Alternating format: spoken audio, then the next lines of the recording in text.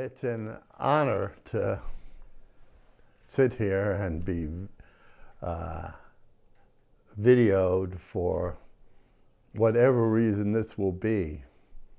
Um, Out of the blue, I've been asked by Mark Latoni, the videographer, if after he read some stuff I had written, and he contacted a mutual friend and asked if I would want to be videoed for whatever sake, for posterity, for just telling my story. And you know me, anytime I have a chance to tell a story, I take the opportunity.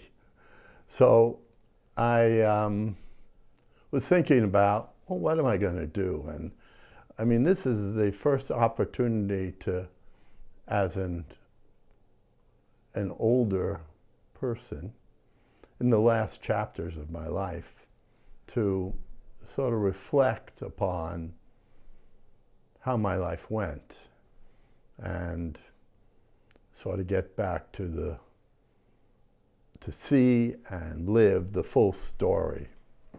So I also thought that this was probably my last chance to make an adult film, and you know, at my age.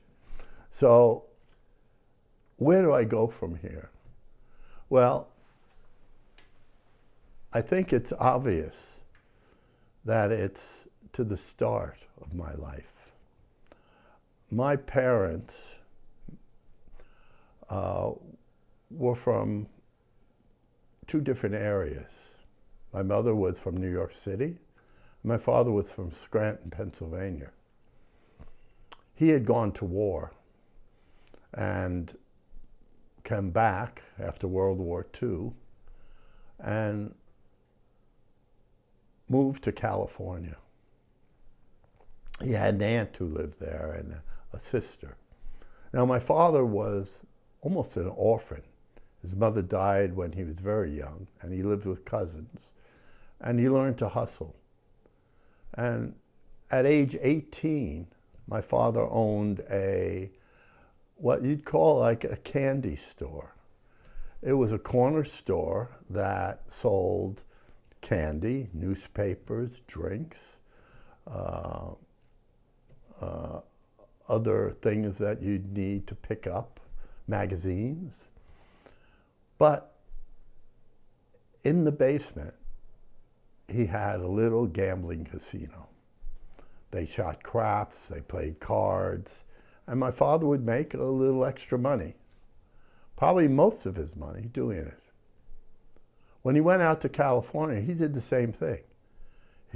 After the war, he was a waiter at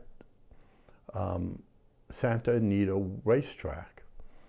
If you were an employee of Santa Anita Racetrack, it was a California law that you couldn't gamble. You couldn't make a bet. Even though you were there at a racetrack, you couldn't make a bet. So my father, with his pad, on the front would take orders for drinks and food, and on the back of the pad, he would take bets from all the employees. That was his life. He went to visit his, back on the East Coast when he was invited to a wedding.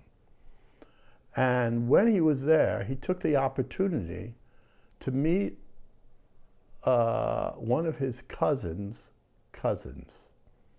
So this was my mother. She knew my father from his Jewish name. His name was Mendel, and his nickname was Mendy. When he was visiting, he made a call to my mother's apartment, and she lived with her parents and her sisters and brothers, and she was in her late 20s and never married. And she got a call, or the family got a call from this Milton Rhodes saying he'd like to come over and meet Edna. They said, she's at work, and you're welcome to come over, but after dinner. And there, the knock on the door came.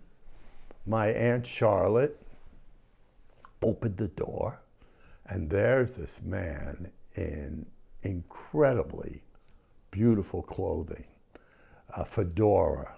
My father was a clothes horse, I guess you'd call him. He lived in those days where, you know, men dressed just to even go outside in their suits. And my father was a guy who would love silk shirts and things. He'd spend his money on his clothing. And he comes to the door, and my mother's younger sister sees this very dapper guy and goes to the back of the apartment to say, Edna, you should see the man waiting for you. And she said, I don't know a Milton Rose, you know, I don't know this guy. And she said, well, you should see him. So she went out front and then solved the mystery of the fact that this is Mendy, the man that her cousin would say, you two should get together. Well, that night he asked her to go out on a date, to go to a meal and a show, a Broadway show. And my mother said yes. But she said, I work tomorrow. And my mother worked in a lingerie store. And the next day, my mother looks out the big window across the street, and an hour earlier than she was going to go out with him on the date, she sees him walking back and forth, sort of nervously, you know, across the way. And she goes to her boss, who she used to call Pop. He was retired. He was the owner, and he'd given the shop to his sons, but he loved to hang out. And she goes to him. She said, Pop, you see the man across the street? And he goes, yeah. She goes, that's the man I think I'm going to marry. So he goes, now, an aside is, my uncle Money, his parents were from Russia, and his mother and father met in Russia, but it was an arranged marriage, and she never had met the man. It was arranged by the family. And a couple of days before the marriage, she was with her sister walking on a street in wherever the shtetl was, where they lived, and she saw the man across the street, and she said to her sister, that's the man I think I'm going to marry. So my mother mimicked that same phrase to the Pop. And Pop sort of said, call him in, call him over, I want to talk to him. And so, because he was very curious, because my mother didn't go on many dates, didn't have a boyfriend. And so she went outside and called his name, Milt, come on, come over. And he did. And he brought her in, he said, my boss wants to talk to you. They went into the back room.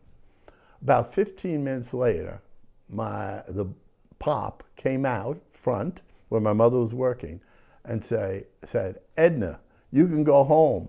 I don't want you to keep the man waiting. That night, my father asked my mother to marry him. And she said,